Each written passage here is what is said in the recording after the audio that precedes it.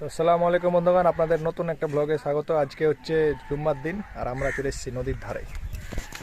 এই যে দেখতে পাচ্ছেন পদ্মা নদীর ধার, সব জায়গা সব ঘুরে আসি। তো আজকে এখানে চলে এলাম আর আমরা লস্যি নিয়ে নিয়েছি, এখন লস্যি খাবো। আমরা এখন নদীর ধারে যাব। নদীর পানি অনেক মনে হচ্ছে যে এগুলা ও ধার কমে গেছে, তো পাইপ পোঁতা হচ্ছে দেখতে পাচ্ছেন বন্ধুগণ। নদীর ধার অনেক ভেঙে গেছে, আমরা আপনাদেরকে দেখাই।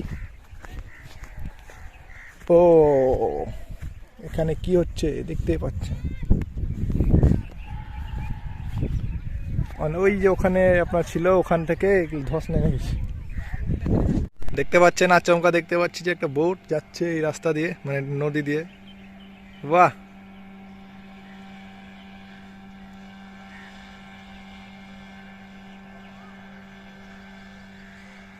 পুরো মনে যে যাচ্ছে, জাহাজ যাচ্ছে।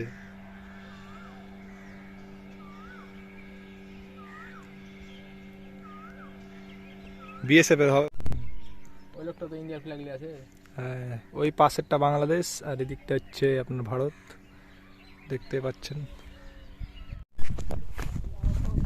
ও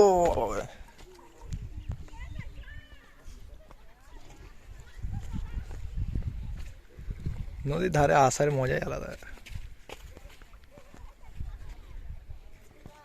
চুরিটা খুলতে হবে, এখানে খালি পায়ে নামতে হবে।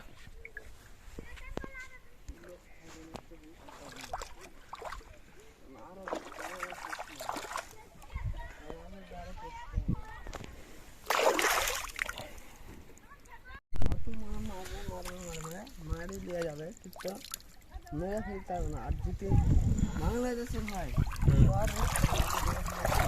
পানি কত পরিষ্কার দেখতে, টলটল করছে পানি, একদম বালি আছে তো ওই লেগে পানিটা বেশি টলটলে।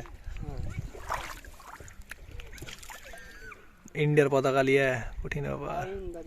ইন্দার নৌকা, বাংলাদেশের নৌকা আছে না এদিকে, বাংলাদেশের নৌকা এদিকে আসতে হবে না। ওই কি ওরকে বর্ডারে ধরলি নাকি?